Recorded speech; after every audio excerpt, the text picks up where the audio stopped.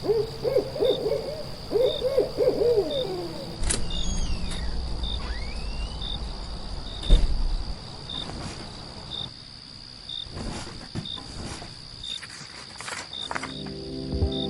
listeners, you're listening to the Midnight Readers podcast. Grab some tea, a midnight snack, and cuddle up in bed as we dive deep into today's most popular fantasies, sci-fi, and mysteries. We're your hosts. I'm Lily. I'm Brittany. And I'm Christy. This season we'll be discussing the heart-pounding military fantasy that's part Hunger Games and part How to Train Your Dragon. That's right, grab your flight jacket, we're headed to Bezgaya. A dragon without its rider is a tragedy. A reader without their book, or this podcast, is dead. Welcome to the revolution. My best advice, don't die and don't worry, we most likely won't eat our allies. In this episode, we'll be discussing Onyx Storm, the prologue through Chapter 12, where Violet commits treason but is inadvertently pardoned and goes into battle against a villain whose silvery looks and abilities seem to mirror her own. Before we get into it, this is your warning for major spoilers ahead. This includes potentially all Empyrean series materials. We're also avid fans of the Moss universe and might accidentally let spoilers slip for other popular romantasy book series as well. Sorry in advance, like the books, this podcast is rated R, so be warned. Also, a friendly reminder to please like, subscribe, and follow. You can find us on Instagram, Threads, Facebook, and YouTube. You can also join our growing community on Patreon for bonus content and more. Alright, last we left off, Violet, Xaden, and the Eurasian Riot return to Bezgaya to protect the Vale from the invading Venin hordes after Jack fucking Barlow brought down the wards by killing his dragon, R.I.P. Bade. During the battle, Xaden faces off with a supposed maven and channels to protect Violet, while Lilith Sorengale sadly sacrifices herself to restore the Wardstone. Now we deal with the aftermath of the battle, but first I wanted to talk about the dedication. I'm just going to read it real quick. To the ones who don't run with the popular crowd, the ones who get caught reading under their desks, the ones who feel like they never get invited, included, or represented. Get your leathers. We have dragons to ride. I know when you read this, Christy, you had a really big emotional reaction to this that you texted us about. Do you want to talk about it?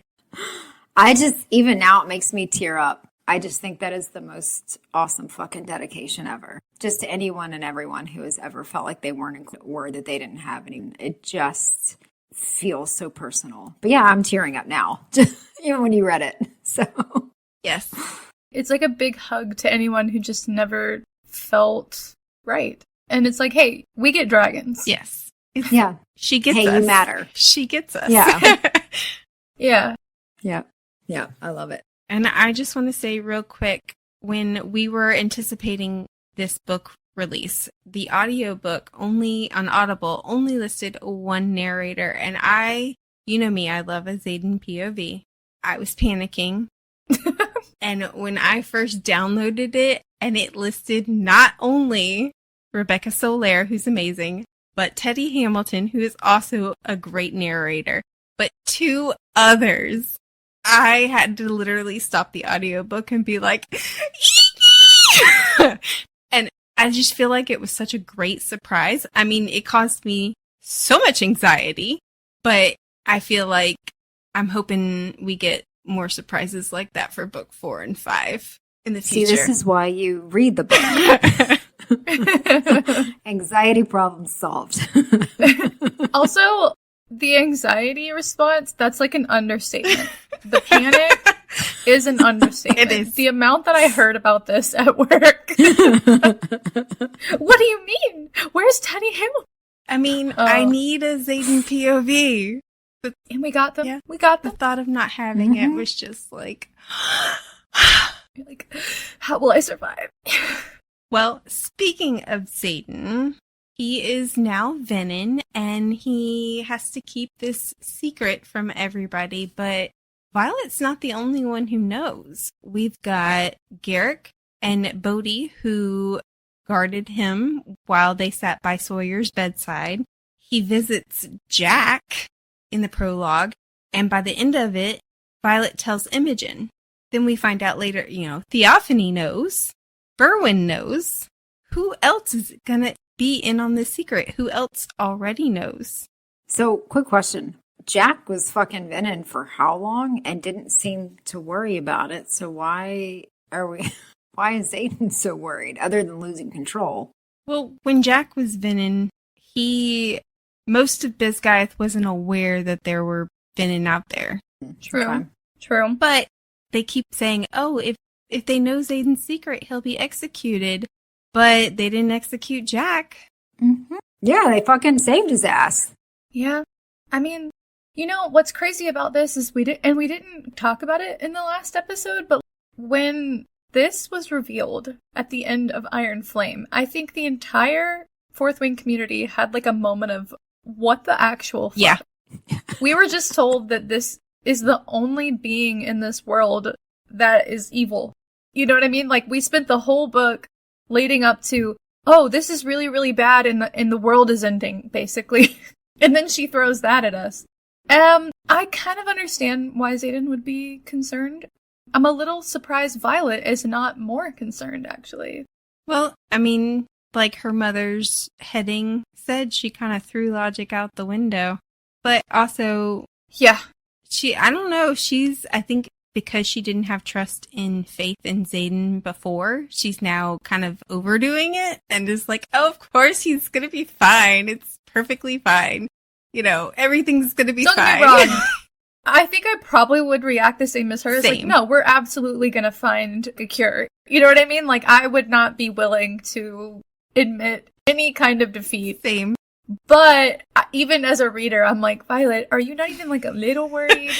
Like, he channels while he's at or beyond the wards, and then he panics so much that Garrick has to go save her ass. Not really save her ass, but, you know, pretend to save her ass for Xaden's sake. But it makes you wonder who else knows, because Jack later says that, you know, there are venom among them, that they can sense each other. Who else knows? So they all know, which means they could tell somebody else. But would they? I don't think they would tell anybody else that wasn't Venom, because that would put him in danger, which puts Violet in danger, and they want her. So they would protect his secret. They want Xaden too, though. They, for some reason, want Jack. They tried to rescue him. We really have no answers. We don't know anything about them, really. Like, we know what they do. We know they're bad and they kill people. We know they ride wyverns. But we have no sense of their, I can't think of the word, their goals, their like reasons for acting on anything. Do we think that Xaden would tell anybody? I don't know. Do we, Brittany? Yeah, why would she ask that? If right. There is a reason I'm asking it, but not because I know. I think Xaden would tell somebody, but only if he thought there was good reason for it. I mean, he told Violet. I'm just going to say it's important to keep track of who knows. Is there anybody he would have told that had to do with his royal standard now, just so that in case something happened, they would know who the next in line was or who to run the country? I think Bodhi's next in line. Really? Mm-hmm. He's the next member of the family. Yeah, I don't know who else it would be. Violet? Well, they would have to get married. Maybe not in Tyrandor. Maybe it's common law marriage. All right. Yeah, I don't know, but I think that's an interesting thought, and now I'm gonna keep track of it. You know, it'd be super cute is if it went to Taryn and Sigale, and they were like over the people, and they sat in their little throne room with their little crown. They would have to break the Tyrandor throne, and that throne is obviously very important to the fandom.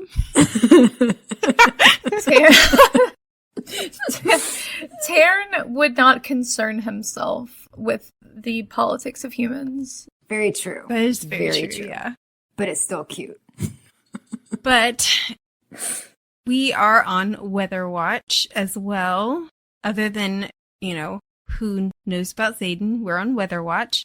So we've brought this up several times before. We have the rain on the parapet, the rain during the fight at Corden. There was the fog mist at the hike of the Cliffs of Draelor, rain during the Battle of Bisguyth. I feel like I forgot some. But then we get this quote, it had been warm enough for thunderstorms earlier, but now snow falls in thick curtains, concealing the ravine that separates the quadrant from Biscayeth's main campus. Literally hours, it went from warm to snow. I had no idea when I pointed out on our reread, at the early reread of Fourth Wing and Iron Flame, that it would have a genuine importance later. I really didn't think about it. I was just like, wow, I never noticed that, and that could be like helpful in a battle or something. But never did I think it would come to this. We got our own heading about it. Chapter 10. Yeah. The weather is one of the great equalizers in battle, equally detrimental or favorable to both sides given the conditions. Without our wielders swaying that element to our advantage, we are at its mercy. And I also found it interesting how many signets surround weather. You've got storm wielders, wind wielders, air wielders, lightning wielders. Yeah. I think we'll have a weather watch as well. Yeah, I mean, well, if you think about it, it is super important because they're always in the sky. But never had I considered it before now, really. But the funny thing is the parapet and the battle at Cordon both were with her on the ground. Yeah, that's true too. All right. During the Battle of Biscayeth, Andarna changed colors and managed to burn one of the venin. This, we are told, is not something that can be done. They are immune to dragon fire. We learned that at the Battle of Resin. So, is Andarna's fire special? Is it because she changed colors? Mm-hmm. You know, this kind of brought me back to our discussion about how the Wyvern are created. And I don't really know that we'll get an answer in this book, but it's just really weird that she is a separate kind of dragon. Yeah. And I think that it's one of the things I kind of questioned was, is she the weapon that they talked about before? And is it Lyra or Lyra? Lyra. Lyra. L-Y. The audiobook says Lyra. L-Y. I think the audiobook is wrong. Okay. Well, then I'll go with that. But with that in mind, could Lyra and some of the others have hidden the seventh breed to protect them from Biscayeth, using them for their power? Yeah, I mean, it seems to be kind of implied that way, right? Why do we not have any of the iridescent dragons left? And with all of the little tidbits of info we get in this section about Lyra, I'm starting to wonder what happens, what nefarious things happened and who could have been involved. Mm-hmm. Because that's a good theory. There's another theory out there that perhaps maybe when Andarna changes colors, it depends on what color she changes into that will give her special abilities. So in the battle, she changed from being camouflaged to being a black dragon. So maybe if she changes into a black dragon, that produces fire that will burn venin. So if she changes into a different color, maybe she can cure venin or change them in some other way. What do y'all think? I like the idea that she could, in theory, do multiple different things, but I don't like the theory because it's a little wonky. Like, how would you explain some of that? If Yaros goes down that route, I would feel the same way that I feel about her description of Xaden's intrinsic ability, which I feel is not specific enough. You know what I mean? Like, she doesn't have a grasp herself on how his intrinsic powers work, so we don't have a grasp on how his intrinsic powers work. So I kind of hope that whatever's going on with Andarna, that she explains it better than that. Yeah. You know? And I do think it is because they don't know anything about intrinsics that they're completely clueless. But I hope Rebecca knows. We'll see. I feel like she doesn't, but okay. Do we think that the Irids are going to be the weapon? Yes. Yeah, because that's Andarna, right? Yeah. I think they're going to somehow be connected to it. There's a lot of questions between that and the first 6 that it just, I don't know. I always feel like I'm wanting to talk about it because every time I think we've got a handle on it, then she introduces something else. Yeah, I mean, that's fair. Well, Violet and her squad do go and visit Sawyer. Poor Sawyer. I love seeing Sawyer in his infirmary bed. And I gotta say, so when I was diagnosed, it did feel like losing a limb, almost. I mean, I lost my pancreas, but sort of. It's still in me, it just doesn't work. But I did. Okay, that could be so many things. I'm sorry. What I'm saying is, I felt broken. I cried about it, and I'm gonna cry now. But it's just, I love how relatable every single character feels. Whether it's Rhiannon being, the best friend ever, and you're like, I have a friend like that, or I would like to be a friend like that. Or it's Violet and her struggles with her chronic condition. Or, like I said last episode, I feel I relate to Xaden a lot. I relate to Bodhi a lot. But she's good at writing an interesting character, for sure. But yeah, and I feel for Sawyer so bad because he feels so broken. He feels like he's not who he was. He's not a writer anymore. And when they go off and run to fight the Venom, he has to stay behind. Although I did very much appreciate Sawyer make a point from, I think it was last episode, and I was like, thank you, Sawyer. Because Rhiannon tells him to hydrate, and he's like, water's not going to grow my leg back. And I was like, thank you, Sawyer. Thank you. I think it was actually either episode 4 or 5. But then I went on my water tirade. But yeah, I noted it in here twice. There's 2 times that happens, and that was when Rhea offers water to Sawyer, and then when Violet is talking to Jack, she's like, "Oh, he's so emaciated. I kind of want to just offer him his untouched glass of water." And I was like, Christy is probably like dying right now. Christy's one pet peeve. Like, God, stop offering them water. But when I saw Sawyer's response, I was like, thank you very much. All right. Well, Rebecca Yarros did say that this is not the first time that the Venom have infiltrated Besgaeth as scribes. Okay, thought. I just had a thought. Random theory. Remember how... Do you remember how last episode Brittany was like, how did Lilith get that other journal? I wonder if just maybe, former Venom Lilith called in a favor. Yes. Oh my God. Yeah, definitely. Because that could have been something the Venom want her to have because they want Violet. Yeah, how crazy would that be if, it was this big conspiracy for Violet to eventually end up a Venom? Yeah.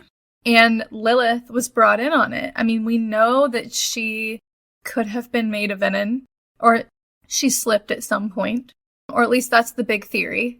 We did not get a confirmation, sadly. But I don't know. It sounds like a crack theory, but maybe it's not. It doesn't. It actually does not. Because I had put a theory in here as well, and I called it my lunatic theory, that the Dark Wielder with long silver hair or long silver braid is either Violet from the future or the past. I also wrote that. The first, or the one of the first 6, and they're related. One of the first 6, it was a lightning wielder, and they're related. Okay, that makes me feel better because I also had the crack theory that it was her from the future. Because I was like, how crazy would it be? Because in the scene where, I don't remember what chapter that is, but is it not chapter 1? I don't remember. It's pretty early on. Super early when they're rushing to Jack and she runs into those 2 Venom and one of them has silver hair. She takes note of it.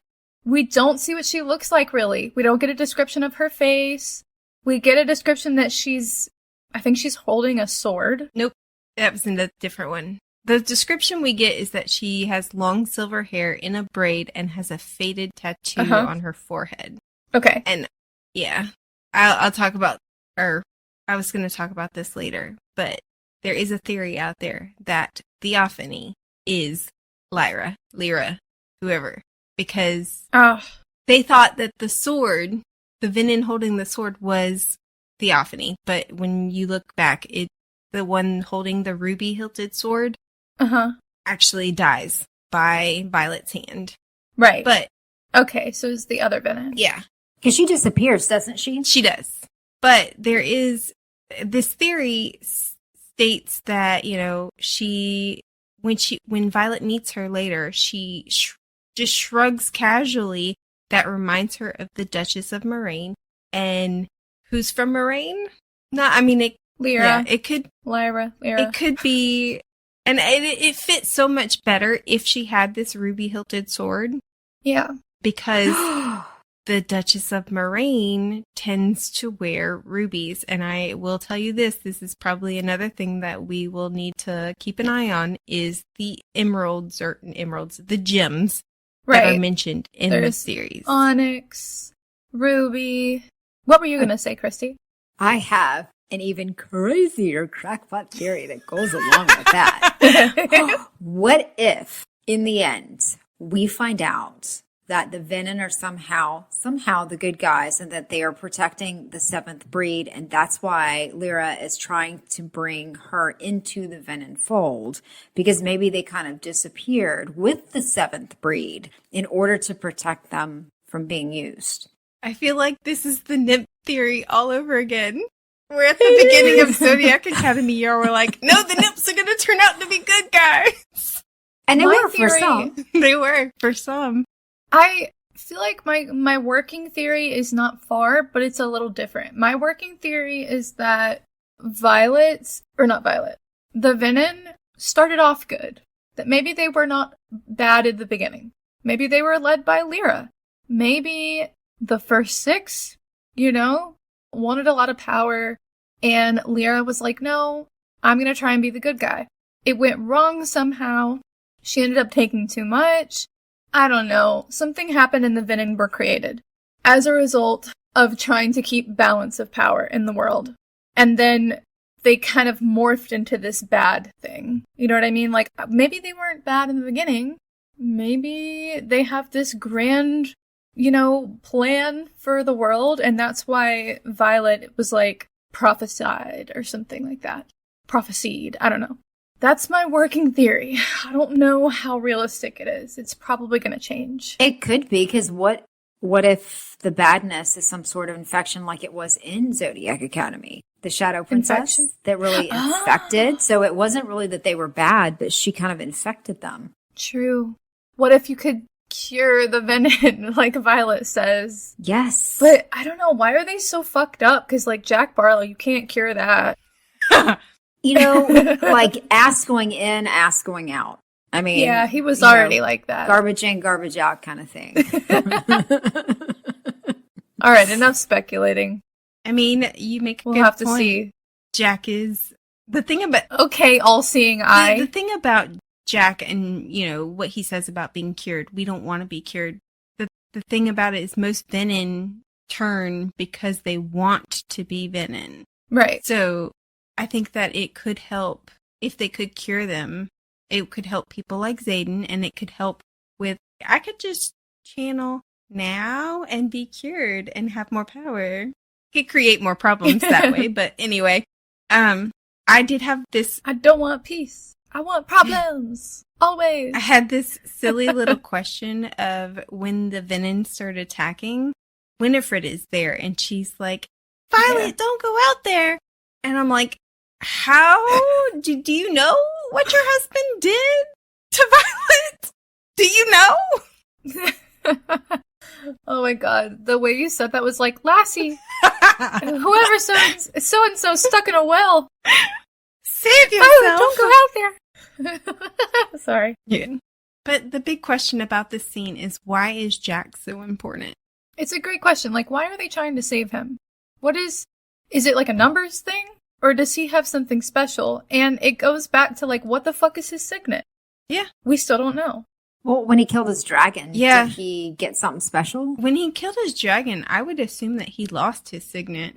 Yeah, that's what I would think. Could he have stolen the power, though, from his dragon? Well, Did he absorb him? he didn't absorb him because the body was still there and he wasn't desiccated the way fuel was. I don't mean physically. I mean, like, The power. could he have taken that magic from him? Yeah. I don't know. I do know when he kills the dragon, he has to channel in order to survive to replace that magic. So, no clue. But some people speculated it's because Jack knows things, but literally they're doing better at eavesdropping by pretending to be scribes than what Jack's learning. Yeah. Seriously. He's an idiot. Or it could be because he is a liability. He keeps spilling these Venom secrets. Possibly. But I feel like their desire to get him is more intense than just, oh, we need to shut him up. Yeah. There's I feel something like they going on just- that we don't know about. Yeah, they just need to kill him. I don't understand why they don't just kill him. For real. For real. They've killed every other Venom. Why not Jack?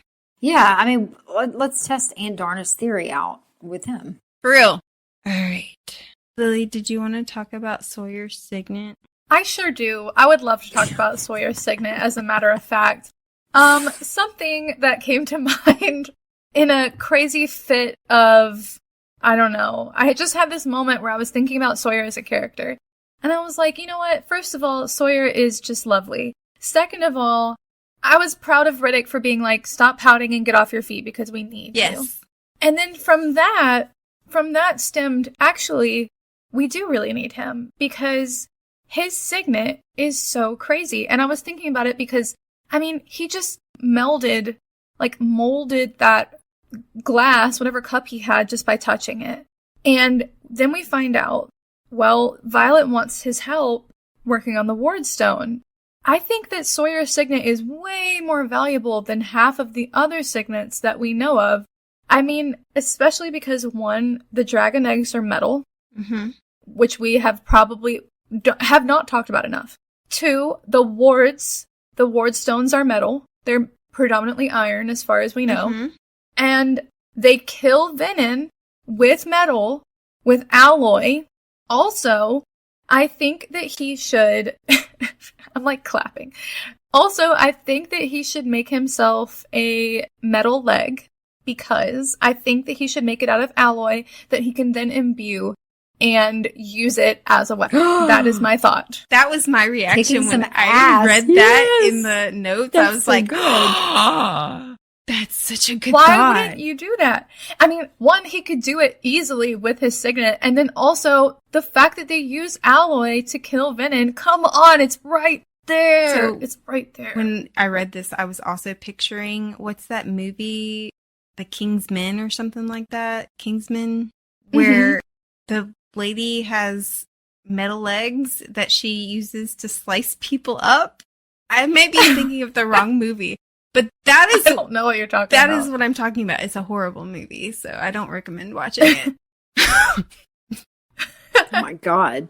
But yeah, it could be a weapon. His missing leg could be a weapon. That Yep. is That would amazing. be awesome. I was just like, yes! Yes. You're like, yes. Genius. Is the Ward Stone an actual stone, or is it like Iron. melted dragon eggs? It's iron. So at least that's what they're theorizing. Melted dragon eggs. Now, how you get that much iron? What if it was one giant dragon egg? Oh shit. Dang. That'd be like a monster mama. Yeah. That would hurt. Give birth to that. Oh, man. But that is a good thought. What if Sawyer or a metallurgist was the one who carved the Ward Stones to begin with? Yeah. It's just, I immediately was like, how are they not thinking about how important his signet is? And I was going to talk about this later too, but I want to point out when they do ask him to go help with the wards, he says, I cannot think of a single rock or earth wielder ever. He says, then you're actual fucked quote. because I can't think of a single rock or earth wielder in our history. And I was like, so there's None? There's plant wielders. There's metal wielders. It might be the Avatar speaking, but those are types of earth wielders, right? Toph would figure it out, I think, personally. They mention, though, somewhere, it says specifically that Aaron Norris, they credit, I'm assuming him, for building Basgiath with stone stairs instead of wooden ones. But I would have to think that would be, if it's just him building it, there would have to be some sort of signet in that, right? I mean, I can't imagine. Well, if they built it with signets, they could have built it like we build things. Yeah, I felt like the way that they did that thing was just insignificant because it was a very weird notification that somehow he is important. Yeah. I think that's fair. I would also like to point out, since you brought up Aaron Norris real quick, we do have a writer, a first year in Violet's squad. Somebody. named Baylor Norris. Ah. And I'm like, okay, so we've got Zayden Ryerson, all in Fourth Wing, Dane, Atos, Arik Gregcasso, a.k.a. Cam Towery, Violet Sorengale, all in one little group of all these major players. Yep. So it's interesting. Makes me think maybe there's some kind of relation with this Baylor person? There has to be, because why else bring up him as building Basgiath if there's not connections? That's cool. I didn't catch the kid's name. I also didn't catch the name, but Brittany has read the full book, so. It only appears twice in the entire book, so. What the fuck just happened? Why does so much happen on your fucking screen? What happened? Balloons came flying up. What the fuck? Okay, fine, whatever. I'm trying to be serious here. Okay, so before we get to the Wardstone tampering treason, let's talk about the Navarian writers versus the Eurasian writers. Because I feel like the Eurasian writers are they've melded into one unit. They have each other's backs. Mm-hmm. Definitely. We see that when they go to visit Sawyer and like they're all sprawled out on the floor and like sitting on the bed and they just fit right in. And not only that, the Navarian ones. But during that, when you wrote it in the notes, I was like, I feel the same way, but I wouldn't have told Aura Binehaven a thing. Right? Yeah. Like, I don't report to you, bitch. Mm-hmm. So fair. Yeah. But, and I know you disagree with me, but I think they are fucking cowards. Well, it's not necessarily that I disagree with you. It's more like I don't know if it's necessarily that they're cowards. I disagree in terms of technicality. Okay. I agree that they suck. Like, regardless. But my thing is, okay, so during the Battle of Basgiath, most of the third years were sent to Midland Post. So Aura Binehaven, wing leader, senior wing leader that she likes to throw out there, she would have been at a Midland Post. She did not, unless I'm wrong, I could be wrong, but I don't think she participated in the Battle of Basgiath. And then she has the gall to sit there and say, we protected our wards. Right, yeah. This is what I mean by, like, they're just very narcissistic. Oh, so you're saying you don't know how to think of anyone but yourself. That's what I'm hearing. And when she says, they didn't cross the parapet, they didn't climb the gauntlet, we don't tolerate cowards. You've been sitting behind your wards with a pretend war against the Flyers, while they've been out there with no protections, no weapons, and facing venom and wyvern and dying by the dozens each day. And if you remember, I think it was in Fourth Wing or Iron Flame, they were like, to lose one rider a day or a week was a big deal. Well, yeah, I'm going to put my little mini rant in here too. They are fucking cowards. Every last piece of shit one of them that should fucking die and should not be protected. They should not be helped because those motherfuckers held a knife to the throat of a fucking first year. Yes. If they weren't fucking cowards, that bitch would have chosen somebody on her same fucking level, but she knows she's so fucking weak that she can't fucking do it. Yes. So she does it to a fucking first year, and not one of those pieces of shit, Navarian writers, said anything about it. They didn't stand up for what's being right, so they are fucking cowards, and they all deserve to die. Same. I wrote down the same thing. I was like, you can't pick on somebody your own size? For real? Yes. Mm-hmm. Yes. Yes. So, sorry, rant over. That pissed me off. Okay, I retract my statement.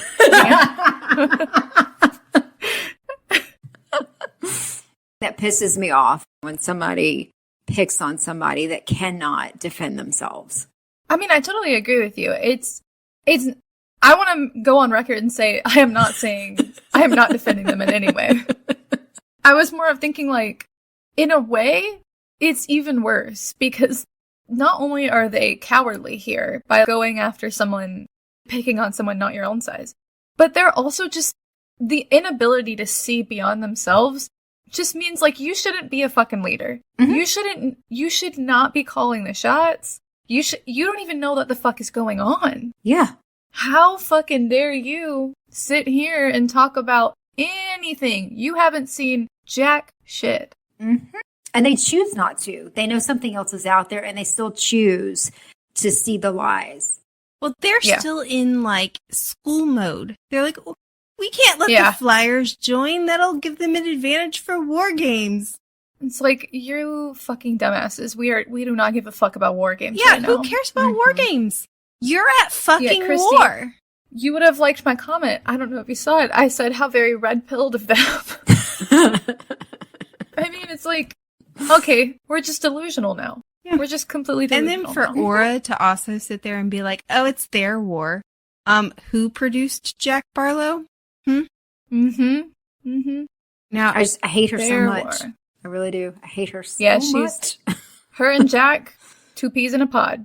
Yeah. We should watch out for her. She could become villain. So there are some fans who also believe that there is something funky with Second Wing, of which Aura... Isn't it First Wing? I thought it was First Wing. Jack is from First Wing, but Aura is from Second Wing, and she's the one who's switched places with Violet in Fourth Wing. She started out in Fourth Wing. Yes. Yeah. But Aura is the wing leader of Second Wing. And in the very first chapter, it says, quick patrols have proven deadly, and I'm not looking for reasons to test Indarna's fire theory. Dark wielders may have limited power within the wards, but they're still lethal fighters. The ones who didn't escape post-battle have used the element of surprise to add multiple names to the death roll. First Wing, Third Wing, and our own Claw section have suffered losses. Who's missing? Second Wing. Second Wing. That's interesting. That's interesting. They're all they venom. Haven't lost any. Mm-hmm. So that's funny. Not only that, but the first year... Oh, no. Assassin that Atos sent after Violet was also Second Wing.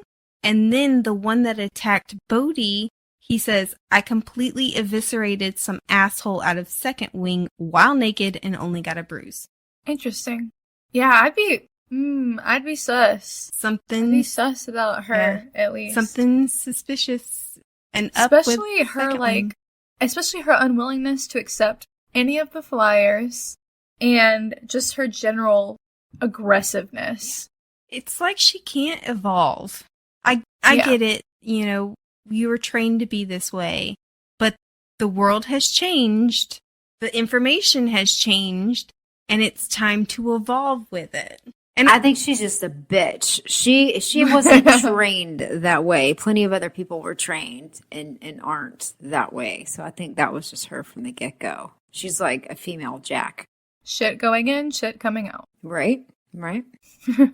So the Cenarium chose to ignore all the hard work that Mira did in finding out how to modify the ward stone so that the flyers could wield.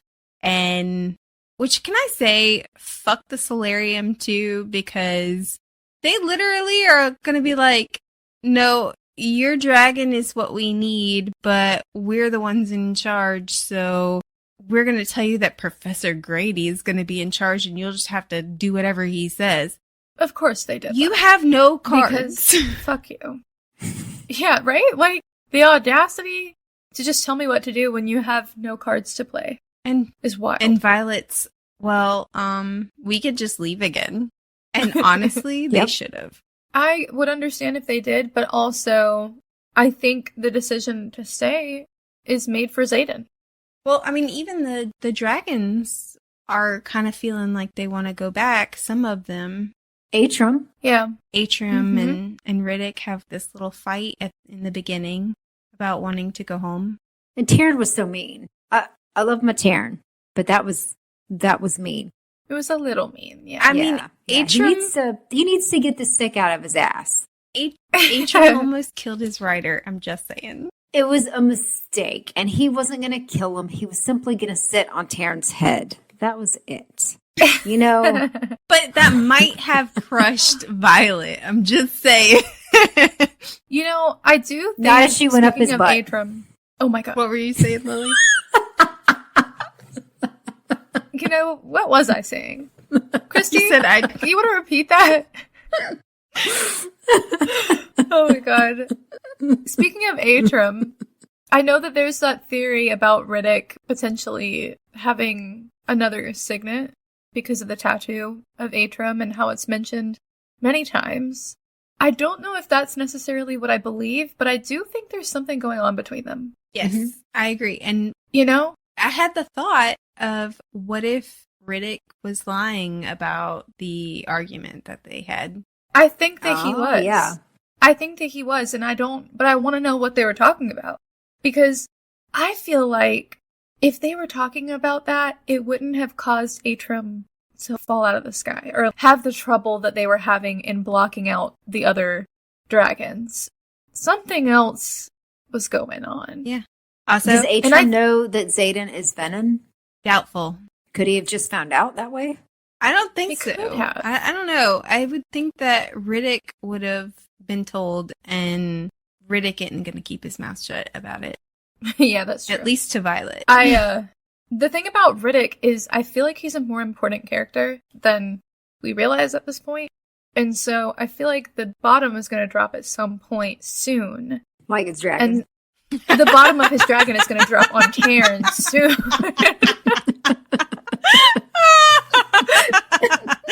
And then we'll all find out. Oh man, I do also want to point out that Taryn says that Atrum is 22, so... He's a baby. Yeah, they're almost the same age, him and Ridoc. That means that Atrum is literally a juvenile. Technically, Andarna's older. Well, I mean, we don't know how long Atrum stayed in his eggshell. Okay, so we're not including that? Yeah. Okay. I mean, if we do include that, then Andarna's older than Taryn. Fair. Yep. Yeah, that's fair. Okay. Fair. But yes, I do think that, But yes. you know, Ridoc is important. I think that there is something going on with him. I would love his backstory. I did postulate in the notes that what if, since, you know, we got all these famous people's progeny in Second Squad, what if Ridoc was secretly aristocracy as well, or something like that? Okay, can you imagine Ridoc as a nobleman? Right?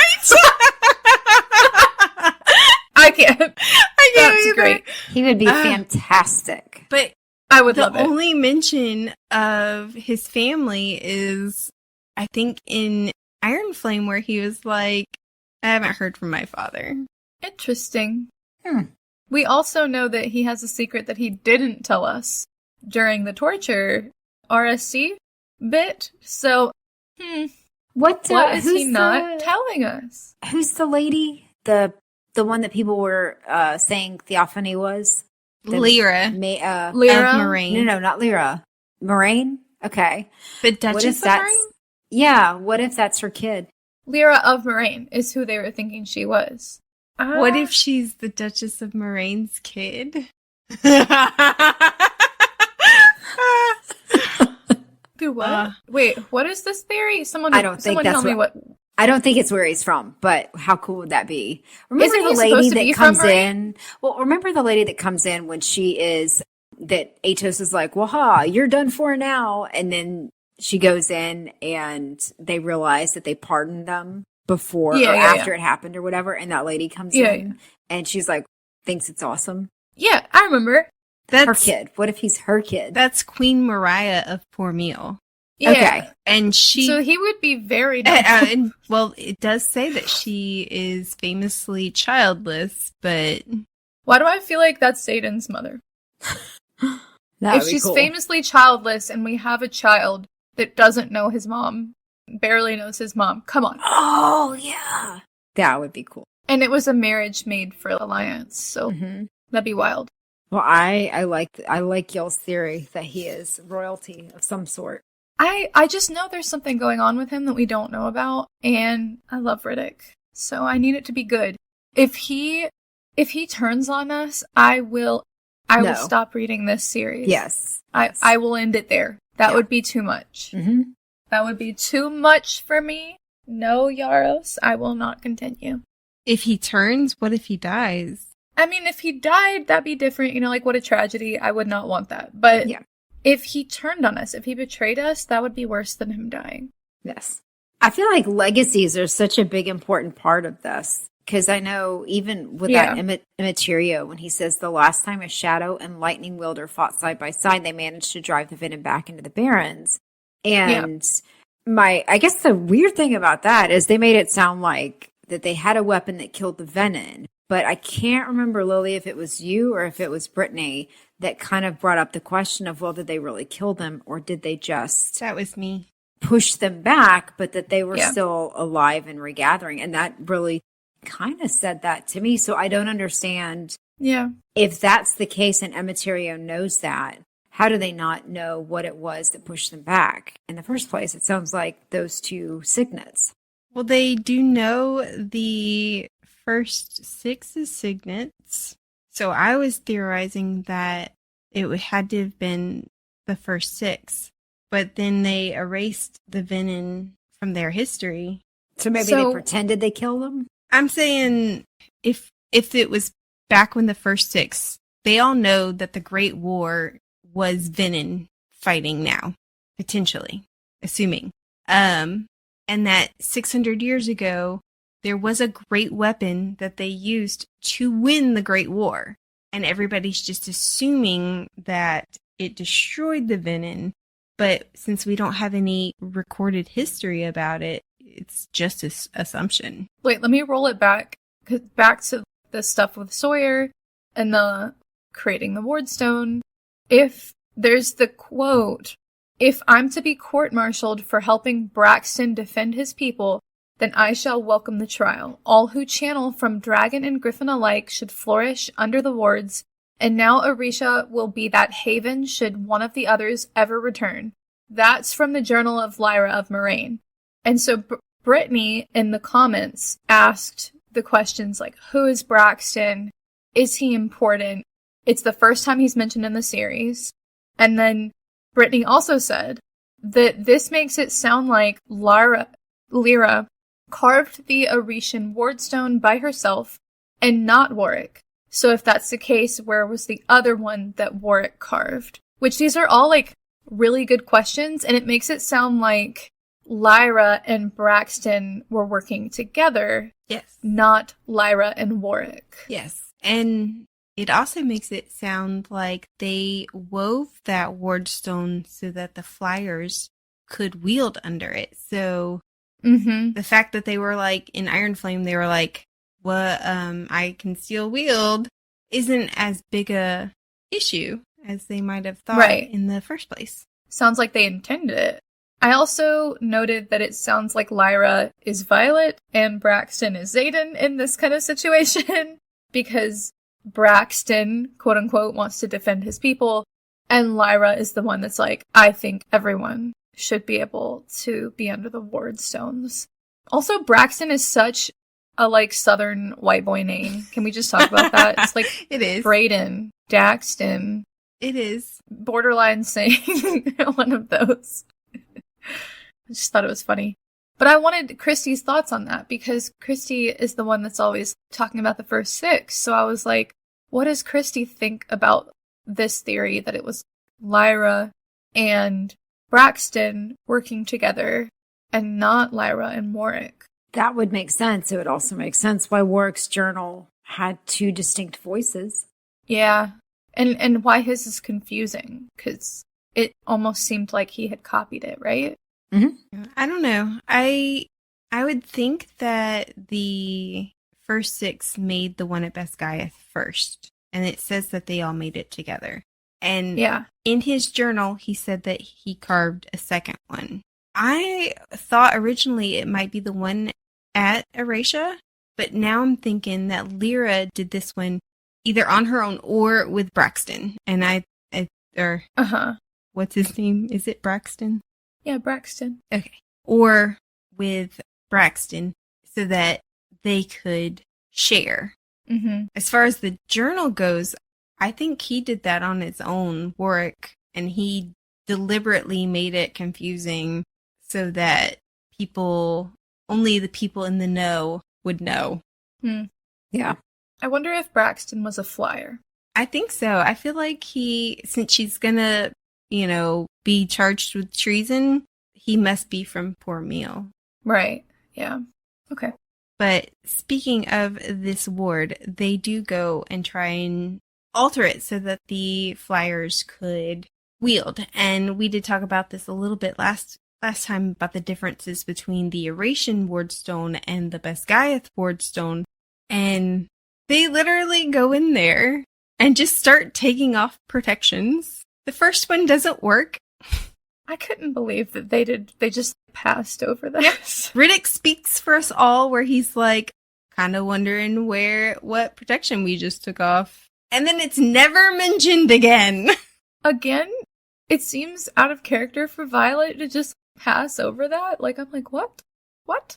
Wait. There's also the moment when she asks other people, like, did you see that silver-haired Venom? And they're like, yeah, we're all gonna have gray hair eventually. It's not that big a deal. I'm like, what? Yeah.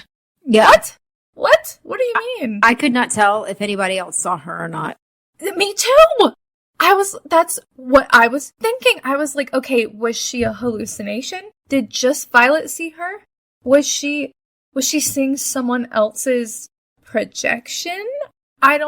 Was she seeing into the future? I don't fucking know. I had the same thought, Christy. Mm-hmm. We are on the same page.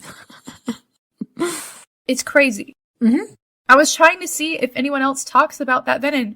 Not really. Not in a way that you would notice. It's like one of those things where later on they kind of go back and like the Sixth Sense, where you don't think that it's a ghost, and then all of a sudden they go back and show that like nobody else interacted or whatever.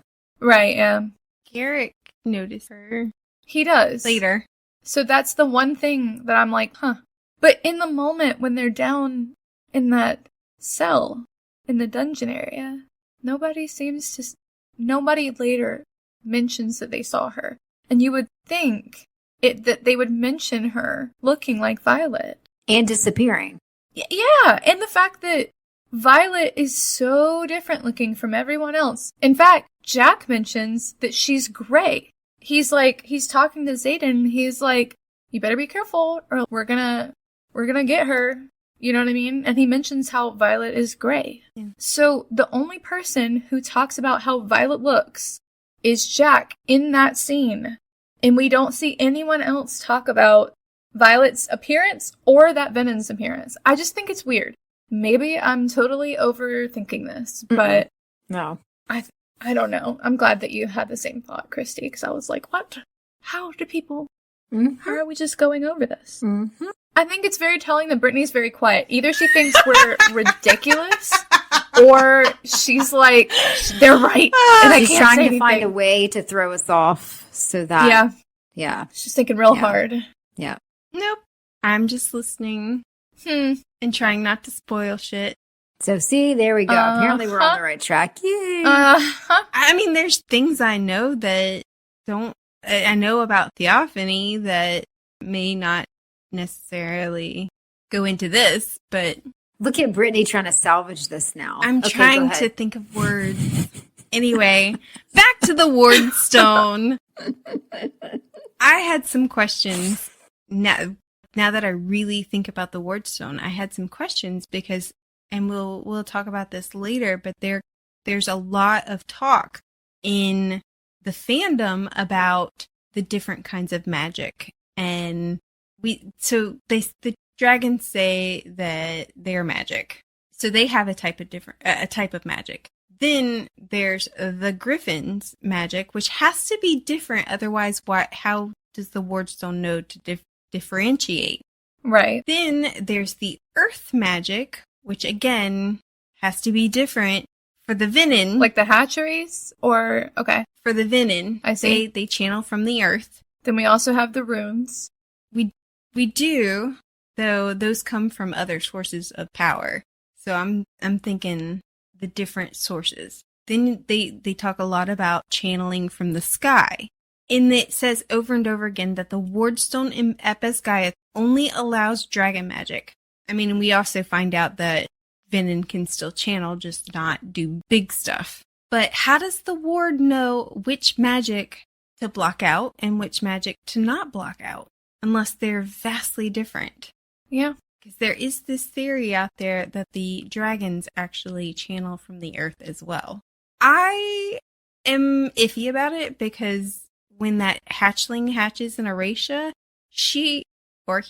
they put magic back into the ground. And when they gather, the dragons and the griffins make the area more magical. So is it the grown dragons though, or just the eggs that make the area more magical that the dragons could then suck up the magic? Don't know. Could it be that their eggs are imbued with magic from some source because they're metal? I don't know. Yeah. I would like some clarification on how the wards know to differentiate between the different types, because if the griffins have different magic than the dragons, I can see that. But if they're both channeling, if all three of them are channeling from the earth, then how does the ward know how to differentiate the different types? Yeah, I mean, it's got to be different somehow. Either that or the ward is operating differently than we are aware of. Yeah. Yeah. But considering that they took off a protection. Yeah. And Xaden says that he knows that the protection against Venin are still in place. It was just the flyers can now wield. Right. It makes you wonder, what if they were blocking out the gods as well? Because wouldn't the gods have different magic, or is it the same as earth magic? You know what? That's interesting you say that, Brittany. That's so interesting that you say that. But could you block out the gods? We've never talked about god magic. Yeah, could you do that? I mean, you would think that the gods have magic, right? Since they're gods? Yeah, but could you block it if they did? It seems like if that was the case, there wouldn't be much fear of the gods if you could block their retaliation. Well, I mean, why burn stuff to Malak if you're going to block them? I mean, once you die, you go to Malak's realm, so you're outside the ward protection. There is a quote, one of the opening chapter quotes is about Zanal. I'll go ahead and read it. I find that favoring Zanal has universal appeal. Everyone wants wisdom, but needs luck. I wrote this down because I was feeling like at where it's put in the book is basically, it seems to be implying that somebody needs luck on their side. And I was assuming that it's Violet, but I wonder, are we really going to say anything about the gods in this book? I mean, Yaros did say we're supposed to, so. But it's crazy. What else is that Wardstone blocking out? And so the only thing that came to my mind was gods, because it's not blocking out the dragons. It's sort of blocking out the Venin. It was blocking out the griffins, and they took a... That would not have come to my mind, because I wouldn't even think about it even being possible to block them. I would think not, too. I definitely, again, could be pulling out this out of my ass and it not being a thing. But it made me wonder, what else are they blocking? What protection did they lose? And also, it's kind of insane that Violet went in this not knowing what she was taking away. For real, do some research It's not very Violet of her. on the runes. Yeah. It's not very Violet of her. Get somebody well-versed in runes to tell you which one is which. Seriously, bring Kat. Yeah. Instead of Marin. Well, Kat wouldn't be able to tell you because she's just been introduced, unless she's been doing lots of studying. But someone like Trissa, yeah. although she wouldn't come to Best Guy, she said no. Wait, I think that's a spoiler. Someone else. Nice. I didn't even hear your fucking spoiler because of my upstairs neighbors. What did she say, Christy? It was very small. It was a very small spoiler. Apparently, Trissa said no to coming to Best Gaiath. Ah, I see. Yeah. Not bad. But one of the others who are learning the runes, who've grown up with the runes, who can teach the runes, they could have come and been like, yeah, that means this and this. She could have, looked at the runes of the one in Eratia and then... At this point, I fully believe Kat would have been enough. I'm serious. Just, Kat's good at it. Just have her come and be a part of it. That would be fun, too, if she was a part of that scene. Yeah. But, anyway. All right, so moving on to Battle Brief the next day, we do learn that...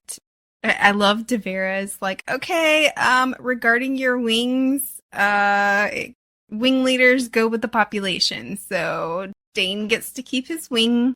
Yep. And it's either just Dane or it's Dane and Third Wing who gets to keep their wing. But the other two stay with the Navarian riders, and I do love that they include Professor Keandra.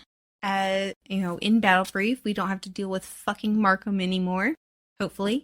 But now we gotta deal with fucking Atos. Yeah, I was gonna say, in stomps Atos, and he arrests Violet for treason, and I just want to say, how the ever-loving fuck did he get promoted? It definitely was just to harass Violet. 100%. In the real military, in the American military, the way you get promoted is you have to be recommended by your superior officer in order to get that promotion. And literally, Lilith had just reprimanded Atos very publicly and sent him off.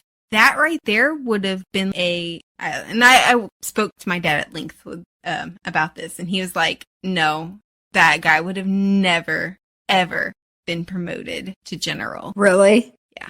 Well, I feel like in this situation, it's a little different. I think Melgren is threatened. Could be. Though, or Panchak. I wonder if it's King Tari who assigned him. Panchak would not be able to assign him. Panchak wanted that job. So it also made me think, how did Panchak feel about being passed over? I forgot Panchak is below that. Ugh. Yeah, no, I mean, why would you say King Tari?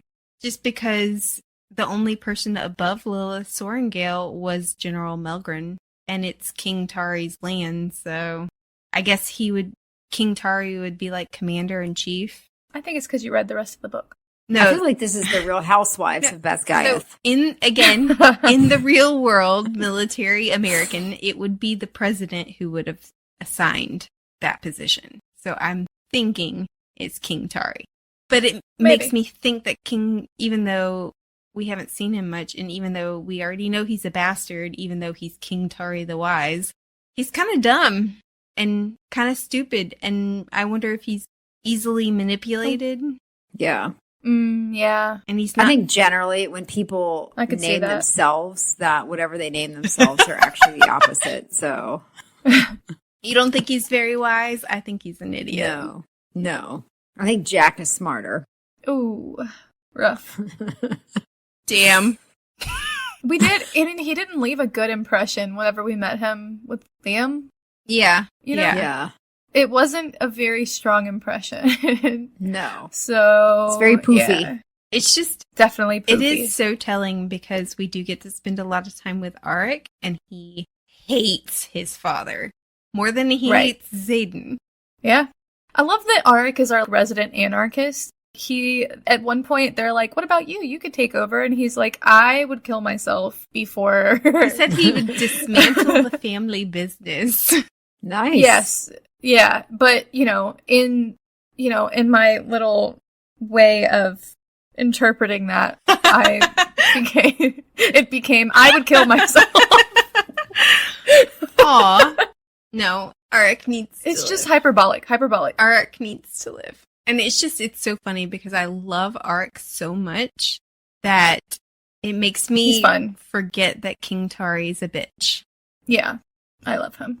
There was a side note that I put on there just thinking, so Brennan takes back the Soaring Gale name. Mm-hmm.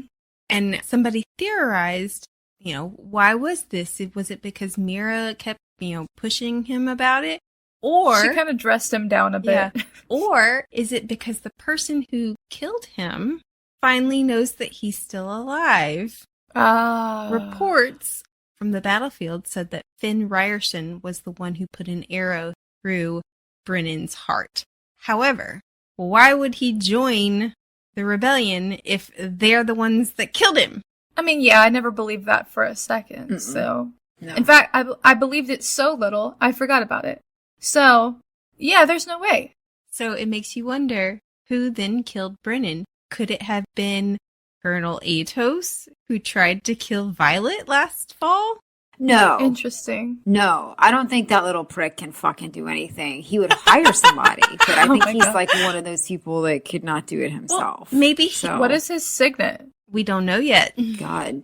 I don't know. It Pooping? could have been him. We also maybe Brennan knew that it was Colonel Atos who sent the assassin to kill him, and so Taking a shit on the enemy. He's a whole player. Oh my God. I guess that's good for his wife. Oh. My name is I Christy. don't I think like that's cats the kind and of butts. hole you want that kind of plug.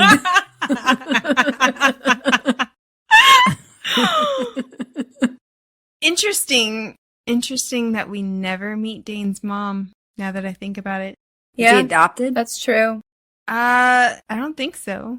It doesn't seem implied that way. I wonder what happened to her. If she's still Oh, alive, no. maybe she took the She ran away. the Zayden's mom tactic. Yeah. I mean, knowing Atos, wouldn't you? Ugh. Yeah. Okay.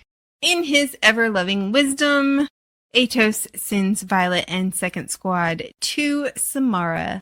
Yes. What a great guy. Oh. And they get there and they're like, we don't need you now. Yeah. I also forgot to mention about Atos. I love that everybody hates him. The scenarium is like, you have no purview here. You're useless. Shut up and get out. And then when they get to Samara, Lieutenant Colonel de Grenzy is like, they really gave this guy to Atos? Like, really? Yeah. Everyone's God. like, Jesus. Nobody wants this man. Nobody wants this man in charge or, anywhere that's near crazy. him. But anyway, Yeah. de Grenzy's like, fighting's over. Y'all go get some sleep. First, though, Marin says, how's Newhall? That's where my family is. And he's like, it's fine. Go get some sleep. And she has a dream, which, of course, the dreams do seem to be important, but this one is a little weird, where she's like digging through her room and tells Kat that she's going to be the Queen of Tyrandor and that he'll choose you. I know it. Are we sure that this is her dream? You don't know? I was reading through this again and I was like, what if this is Kat's dream? But Kat's Because in it. You don't usually dream about Yeah. yourself. But what if she's seeing her dream somehow? Because it's like, I don't think Violet calls it a crown. She calls her the Queen of Tyrandor. Like, Violet doesn't do that. She doesn't. That's a good catch. I did not. I believed it as it was written. Some That's a good catch. people, Kat calls it a crown. some people believe that this dream might be a little prophecy-ish, where Tyrandor succeeds. Although I still can't see Violet telling Kat, he'll choose you, I know it. Yeah, no. Yeah. No. Yeah, I don't know. The dream is weird. The dream is It's weird. also weird that Kat's there. The I dream bet you're is right. weird. So right after they wake up, they overhear some writers talking about how Newhall is being attacked. And oh, so sorry, we can't go help. So the group decides to go. And, Violet, of course, can fly faster, so she gets there. And there's Theophanie in the middle of this with a storm going. And she just goes, hold on just a second, though. The people that were in the hall, a little bit of a rewind. The people in the hall, they showed some care, but they were also like, we are so tired. We just got through fighting. We don't have the resources to do it. They want to. And didn't they also say that with the initial fight that they had crossed the border to fight with the civilians to protect them, even though that they were under strict orders? So I think it was more they were just like done. Like, not that they didn't I'm not saying that they can't. I was just summarizing. I mean, it wasn't a bad thing I agree, you can only fight for so long. And but, our freshly rested squad goes off to help, and there's Theophanie in the middle of the field going, hey! And it was a trap for Violet. They knew. So how the fuck did she know that Marin's parents or family was in Newhall? Yeah, that's weird. I don't know how they would have found out, but that means probably that there's a venin somewhere in Samara. And who sent them to Samara? Atos as well. How did she know? I mean, yes, they do kind of imply that Taryn was seen, and that's how the venin knew that Violet was there. But really? They just so happened to know what Taryn looks like at a distance, and it couldn't have been Coda. And he was only out for a moment. I think Atos told the venin, because he was looking to get her killed anyway. Of course. I think he told them. He wouldn't be crazy. Yeah. Mm-hmm. Also, I love that we get a little bit of Dragonado. Poor Taryn. I felt bad for Taryn. I know. I don't know how to pronounce his name, even though I've heard it in the audiobook. Crod? Crod. Is it Crod? I think so. I don't know. Poor Crod, too. Yeah.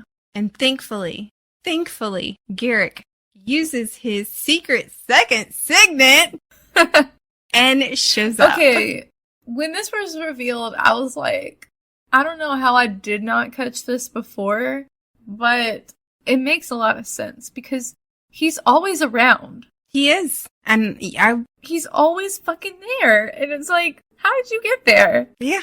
You would, when I was rereading Iron Flame, I was like, did they really post Garrick and Xaden together? Would they do that? I feel like they wouldn't. I feel like they wouldn't either, because that's like putting two allies together. And Atos is also currently trying to kill off Xaden and Garrick. They're stronger together.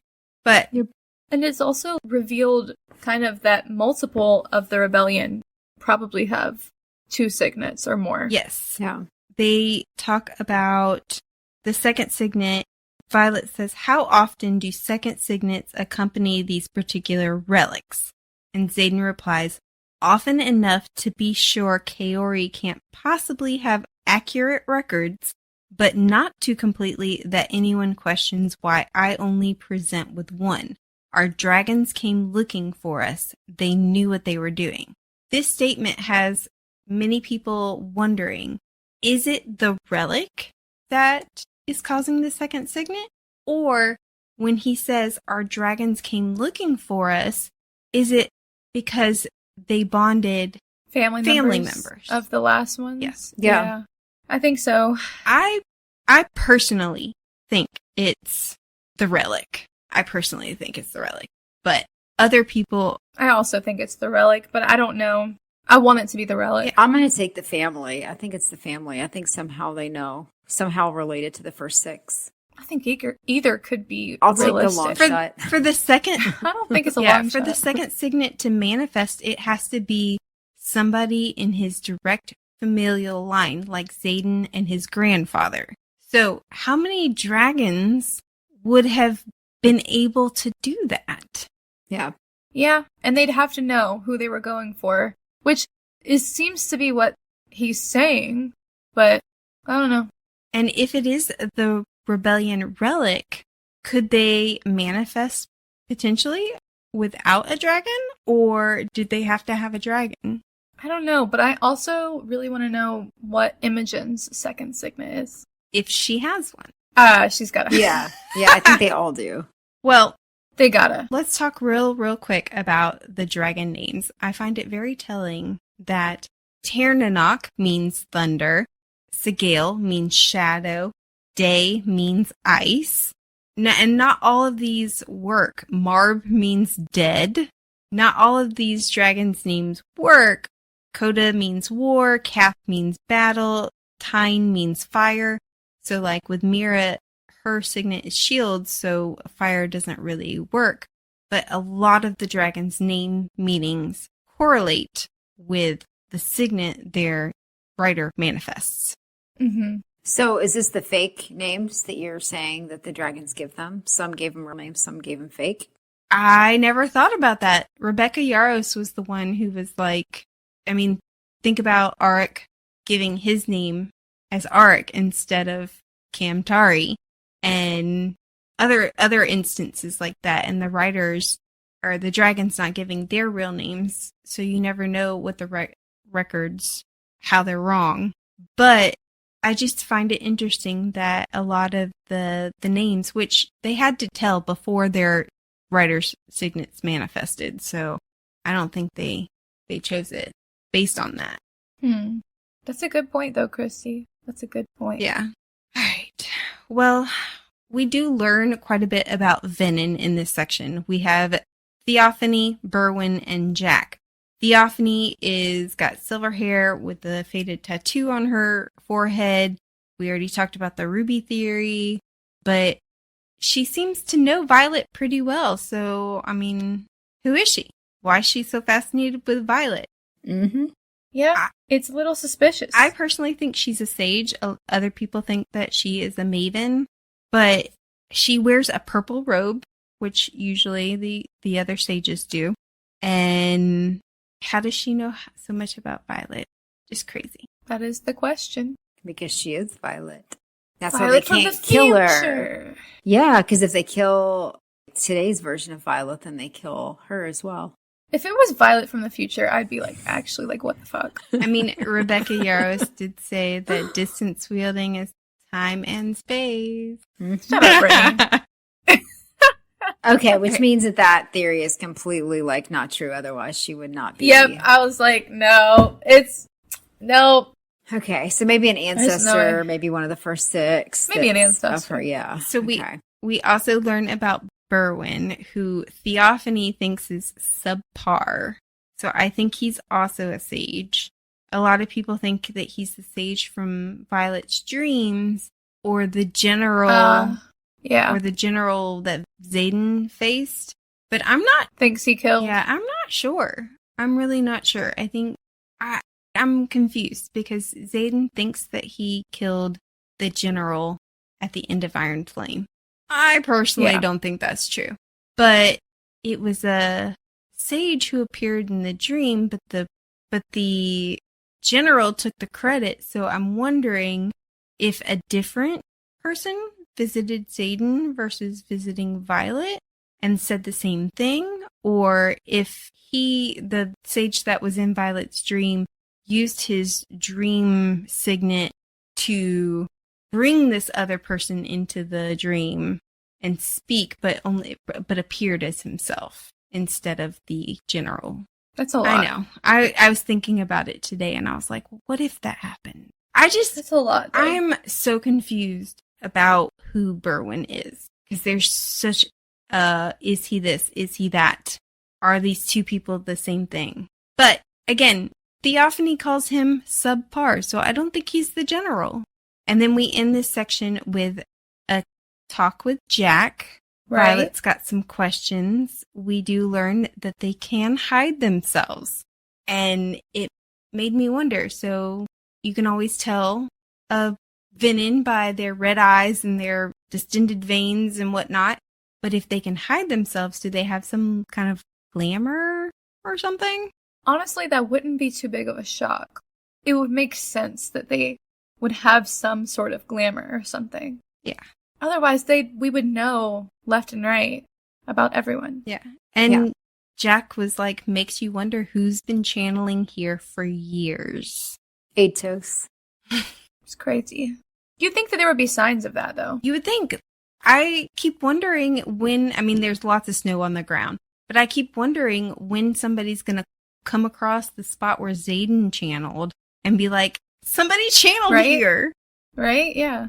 Huh. But we do learn, I always wondered this, but only initiates bleed, so they can be killed like regular people. They don't have to have that venom blade. Okay, makes sense. Because I was like, why did you bring the orange peel? He survived his dragon dying. Of course, he had to channel to do it. But I thought venom can only be killed by the blades or the daggers. So why did you bring this orange peel? But yeah, then he answered it. Yeah, that's a good question. Yeah. It's a good question until he's like, yeah, we can die like normal people. I don't know. Seems like she had to fix the orange pill error. You know what I mean? Well, from the previous book. Yeah, that's true. I didn't think about it. She used oranges on the mat while he was venom. Dang. Yeah. That just occurred to me now. Yeah. But we are left with 2 questions at the end of this section. One being, who bonded you first? The one that gave you the power of the sky or the Irid? So does Violet have the power of the sky? They keep bringing it up, but again, that goes back to where this magic comes from her dragon. Does that mean Taryn's channeling from the sky, or is it a different kind of magic? What is going on? So many questions. There's so much information in this section that is just thrown at us as readers who are trying to figure out what the fuck is going on. And she's really good at that, just like throwing information out and just being like, here's all the answers, you just don't know the questions yet. Yeah. You know what I mean? Yeah. And she does that throughout all of her books so far. It's crazy. Yeah. And it makes you wonder, Theophanie had one question. Why was it this? Why was this important? Who bonded Violet first? Why does it matter? Yeah. And the other question that Jack brought up is, are the dragons the bad guys? He says that Violet is bonded to 2 bad guys. No. There was... Absolutely but not. Then there's that fable of the barons that said that even it kind of demonized the dragons. Some of maybe them, there are bad dragons. Yeah. Yeah, Coda. But not in total. Mm-mm. Solas is questionable, you know? All right. I do want to say one last thing. Lily, you talked to me before we started this book about how you were afraid that Rebecca Yarros was going to pull an Edward and have Xaden leave Violet for her own sake. And I just want to say this quote here. As much as I want you to run, I'm too selfish to give you up. Are your fears... I hope he sticks with that. I'll say, are your fears assuaged? Not quite. I do think he is different, but I still have that little anxiety in the back of my head. I love them together. I don't think it would kill me quite the same. I think that it would probably if something happened. I don't want it to, but, I could survive. So it's just like, I don't care. All right. Before we close out, I want to just say my favorite scenes. They're really kind of more like lines, but I loved the "Why is it always you?" And then when after Violet makes her speech, they were like, "Yeah, she'd be a great politician or a general, maybe, definitely nobility." With that speech, at least a duchess. And who's the Duke of Tyrandor? Of course, yeah. And do not dehydrate on my account. Oh, my favorite quotes from this section were Andarna. Being sassy as fuck. Now, I will throw in, if Taryn and Sigale broke up, I would be devastated. They're mates. Their lives are interdependent. They can't. Now, that would be that would be my Edward and... But I will say, if Xaden leaves, guess who has to go with him? Yep. But yeah, so sad. Any favorite scenes or quotes that y'all want to talk about real quick before we end? No. My favorite scene is truly the one where Ridoc is like, get your ass out of bed in this section. Because I like Sawyer a lot. I know, Christy, you put with Indarna about every possible path and the fact that she tells Taryn she won't be another battle she'll have to win. No, she tells Violet that. Or did I say Violet Taryn? says, just please be on my side. And she said, okay, I'm on your side. I thought that was really sweet. Mm-hmm. I love every possible path. Yeah. All right. Well, we got a lot of information to go through next section as well, but we'll end the episode there. We hope that you will join us for next week's episode. We'll be discussing Onyx Storm chapters 13 through 22. New episodes drop every week, and don't forget to check out last season's discussion on the Zodiac Academy. Please remember to like, subscribe, and follow us on social media. That like and follow are super important for us to continue to bring you new episodes each week, so please, please, please do so. You can also support us by joining us on Patreon. Thank you for listening to the Midnight Raiders podcast. We'll see you next week. Happy reading, listeners. Don't stay up too late.